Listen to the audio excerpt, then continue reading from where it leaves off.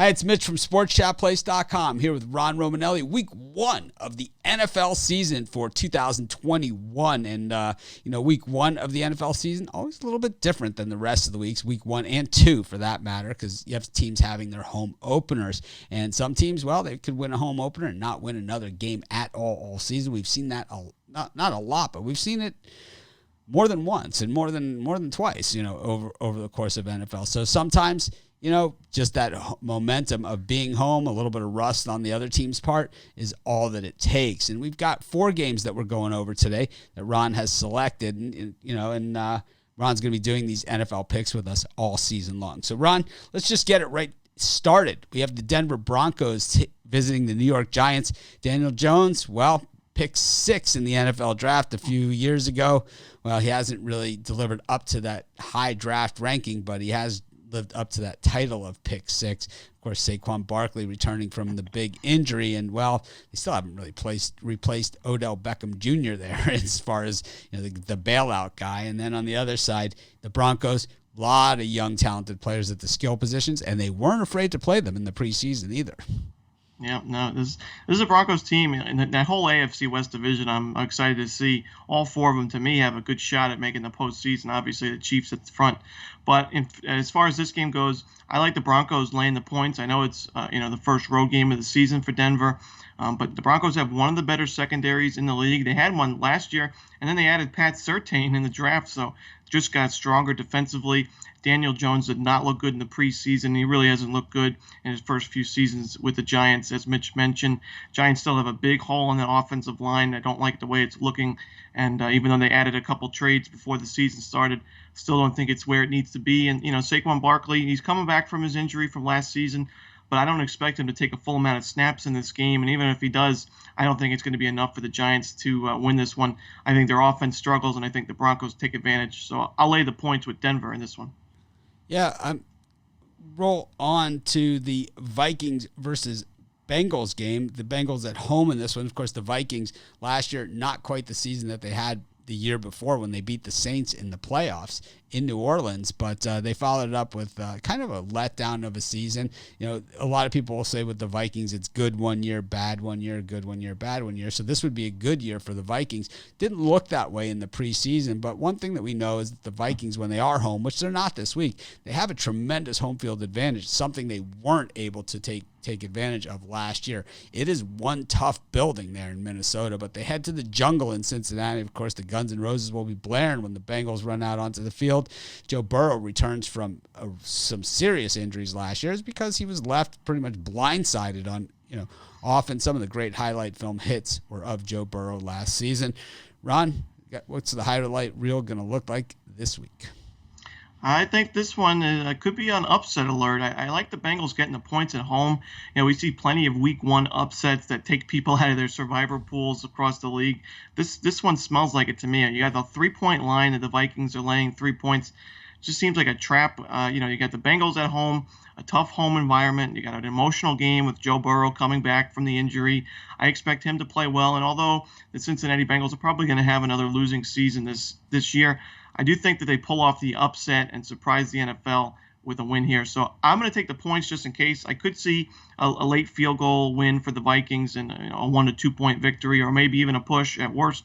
But I'll take the points with Cincinnati. I tend to do that a lot in the NFL. You want to take home teams getting points. I think it's pretty valuable. So I'll take Cincinnati here. Never a bad strategy taking points, but I think that the Vikings have some pretty good skill position players too. So it should be a very good game. Go to another one that should be a good one. We go to the Chiefs and the Browns, a rematch of AFC playoff matchup last year. Not the wild card round. It was the second round of the playoffs after the Browns had knocked off the Steelers. They went to Kansas City, took on the Chiefs, and actually were, I believe, the closest score the Chiefs have been in a playoff game that they won in recent years. So, the Browns showing they're within a touchdown of knocking off the Chiefs and going to the championship game. They would have, of course, had to go to Buffalo, but so you don't know what would have happened. But at the same time, we saw a Browns team that took a big step forward, and this is a big game for them. They have one of the best pass rushers in the game to begin with. Now you add Clowney, who has quite been the same Clowney in recent years, but hey, you put him on, you make him so he's not the primary pass rusher. Oof. How are you going to stop this? Yeah, I mean, this is a Browns team, and I'll say it, to start, this is a Browns team I think is going to win the Super Bowl this year. I think you're getting good value at plus 1,600 with Cleveland, a team that's very talented on both sides of the ball. You have a great defensive line, a linebacking group that's, talented, just getting a little bit old, but a secondary that's also very, very talented. I like Baker Mayfield each and every year. He gets more experience in the NFL. A great offensive line, probably the best offensive line in football with Nick Chubb and Kareem Hunt in the backfield. I think the Browns have a great chance of making a deep run and a Super Bowl run this season. Now, this is a tough first game against the Chiefs. I know the Chiefs are very talented as well. They should be the favorites in the AFC, and I would say next to the Buccaneers, the favorites to win it all again. But I'm going to take the points with Cleveland. I think this is going to be a close game. I think it's obviously never easy to play at Arrowhead, but giving me more than that field goal, you're giving me 6 points in this one. I think it's just a field goal game either way. I do see the Chiefs winning it, but I'll take the Browns and the points. I think it's a close one. Chiefs had big problems at the tackle spot last year. In the Super Bowl, they replaced a lot of these guys, so it's like a kind of different offensive line. We know Patrick Mahomes is ridiculously good, but I think this one's going to be a good game, and I agree with Ron. These are two of the I don't know if they're the two top teams in the AFC, but they're two of the top teams, not just in the AFC, but in the NFL this season. I'd say if you broke it down into a third, both these teams land in the top third, and there's a lot of football left to be played between now and then, and we'll have a lot better look at these guys around, I don't know, January 9th or so. Anyways, we go to the Jags and Texans. Save the sexiest matchup for last. We got Tyrod Taylor getting the start here for the Texans. Deshaun Watson inactive for this one. And then you have Trevor Lawrence, starting here for the Jaguars in his first NFL game. Back in the day, NFL QBs would get drafted. They'd sit on the bench for a year or longer. Now they just throw them right into the fire, a lot of them at least. And looks like that Trevor Lawrence will be one of those guys. He'll be without his co-host from college, Travis Etienne, gone for the season, unfortunately. And I thought this guy was going to be a home run hitter. But, here you go. The Jacksonville Jaguars. A lot of wood to chop, but Urban Meyer, I don't know if his fear factor coaching is going to work in the NFL. Yeah, I mean, we'll have to see. I think, the Jaguars have a lot of expectations, rough year last year, but they bring in Lawrence. It was a big loss to lose Etienne. I say if you're hosting an NFL Sunday party, if this game's not on the main TV from start to finish, you're doing it wrong. But all jokes aside, this game actually is going to be interesting. I like when it comes to two weaker teams, two below average defenses, I lean towards the over in most cases. I think you see two weak secondaries, especially the Jaguars. They got torched in the secondary in the passing game in the preseason. Jameis Winston really took them down in that Monday Night Football game with Marquez Callaway. But I think Houston's going to put up a fight offensively with Tyrod Taylor.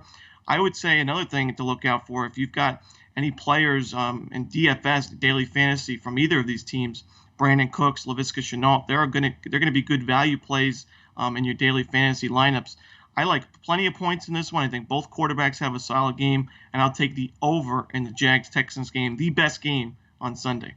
Yeah, I think that this one, it has a lot that, like what Ron said, sometimes two good teams, two bad teams, it really doesn't matter. You throw in a couple points, you put a couple bucks one side or the other. It's the same to me as watching the Super Bowl. And, I think both these teams have that. I don't know. I think the jury's going to be out on Urban Meyer. Some college coaches hit it big in the NFL. Some college coaches fall flat on their face. There's different coaching styles. You have Pete Carroll, the players coach. You have like Steve Sarkisian, the sit on the beach type coach. And then you have the fear factor coach like Urban Meyer, who just tries to scare the heck out of his players. And like I said, while it works at the college level, doesn't always work at the pro level. I think like Jimmy Johnson style. If you want to talk the talk, well, then you got to walk the walk. And I think that's the style that we've seen work in the NFL. Be interesting to see because Urban Meyer definitely rules with the iron fist. But anyways, thanks everyone for joining us. We will be back next week with NFL picks right here at sportschatplace.com. Of course, if you're looking for free picks on every game, every single day. We've got them at sportschatplace.com, and our best bets from Ron, myself, and some of the other top handicappers in the world today, just click on that premium picks tab over at sportschatplace.com. If you're betting today, click on the betting odds. We have all sorts of sports books listed in there, all kinds of great offers that you can get to sign up for these sports books. So have a great day. Let's make it a winning NFL Sunday and continue bringing it home all season long.